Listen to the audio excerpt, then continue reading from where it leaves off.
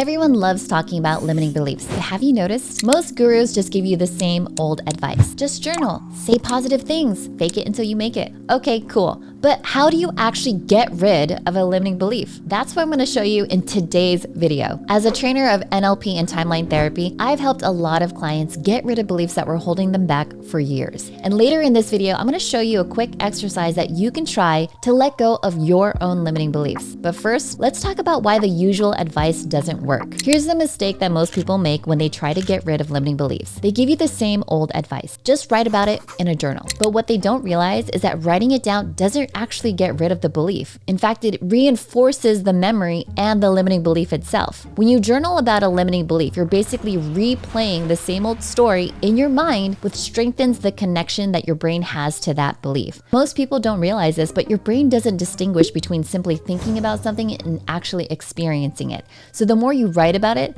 the more your brain holds onto that belief as truth. Another piece of advice that's getting really old is using affirmations or just saying positive things until you believe them. Repeating "I am confident" while you don't actually feel it just creates more tension inside of your body. We have this saying that your conscious mind is the goal setter, but your unconscious mind is the goal getter. And when the two aren't aligned, that's when hurdles happen. So if your unconscious mind doesn't believe that you're confident, just repeating affirmations is just going to create tension. Your mind is trying to move in different directions, and that leads to internal conflict. And then you have the other piece of advice, which is fake it until you make it. This actually tells your brain that who you are right now isn't enough.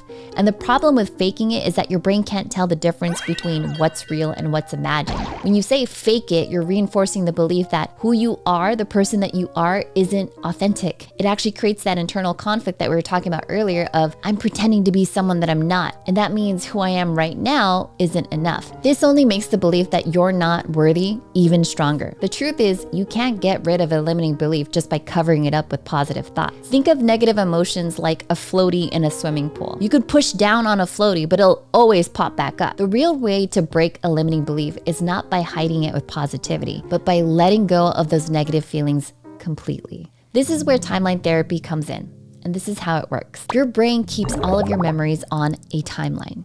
Every time you make a decision about yourself, like I'm not enough or I'll fail, that belief gets locked in at a specific moment in your past. And maybe it was something a teacher said to you when you were young, or maybe it was a mistake you made that felt huge at the time, but these old beliefs start to shape how you see yourself. What timeline therapy does is help you go back to the very first moment when you created that belief. It helps you let go of the negative emotions attached to it and then replace it with a new belief that works better for you. When you clear out the old belief at its root, your present reality can change too. Think of your mind like a filing cabinet. Every belief you have about yourself is like a folder inside of that cabinet, created at a specific time in your life. The problem is, most people just keep opening the same folder over and over and over again, reading the same old story that doesn't serve them anymore. And timeline therapy really helps you go back, pull out that old folder, and update it with a new helpful story. Once you get rid of that old folder, your brain no longer sees that limiting belief as truth. Let's dive deeper into how to break a limiting belief by really unpacking the process of release and transformation. Start by thinking of a limiting belief that you want to shift. It could be something like, I'm not good enough, or I can't succeed, or I'll probably fail. Next, you have to ask yourself, when was the very first time I ever felt that this belief was true? Don't rush this step. The first memory that comes up is likely the one that holds the key to this belief.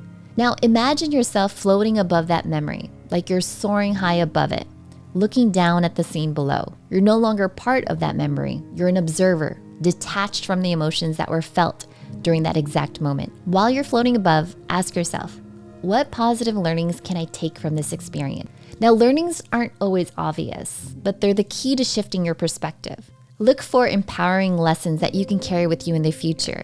Focus on the growth, not the mistakes. And then ask yourself, what did you learn about yourself? What lessons will support you in your future success? Here are some examples of positive learnings you might realize. You're capable of bouncing back after failure, or you learned how to handle challenges with resilience, or now you know how to communicate more effectively. As you uncover these positive learnings, notice how the negative emotions attached to the memory naturally begin to fade away. Instead of just pushing them down, let the negative emotions naturally dissolve. Imagine them slowly floating away from you, like the floaty drifting out of the pool. Allow them to let go and feel the weight lifting as they do. As you release the old emotions and integrate the positive learnings, it's time to replace any old beliefs that no longer serve you with new and empowering beliefs. Ask yourself, what new belief would better support my future goals and the person I want to become? Some examples might be, I'm capable of achieving my goals, or I have the strength to overcome any challenge. Or how about,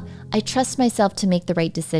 The goal here is to consciously install these new beliefs, knowing that they're based on your true potential. Now let's move forward along your timeline. Imagine yourself a few months or even years into the future. Picture yourself fully living your life with these positive changes integrated. Visualize embracing your new beliefs with full confidence. How do you show up in the world with this new belief? What does your behavior look like? And how do you feel about yourself now that you've let go of that limiting belief? Take a moment to fully immerse yourself in this new reality. See yourself confident, capable, and successful. As you feel these positive emotions of success and empowerment, anchor those feelings in your body. And you can do this by gently just pressing your thumb and your forefinger together, or even just placing your hand over your heart. This simple physical gesture will help you anchor the positive emotions so you can recall them whenever you need to access that powerful state. And just know that these positive feelings are now within your reach at all times. You have the power to bring them back whenever you need to. Now slowly bring back your awareness back to the present moment. Take a deep breath in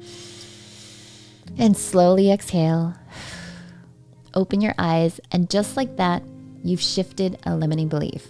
You've not only let go of what's been holding you back, but you've replaced it with something that supports your growth. And the key takeaway is this: you don't have to keep fighting with your limiting beliefs. You don't have to force positivity. Instead, you can go back to the root cause, let go of the emotional charge, and replace the old belief with ones that actually serve you. Ones that are actually going to move you towards your highest potential. Thanks for watching, and remember, your limiting beliefs don't define you. You get to choose who you are.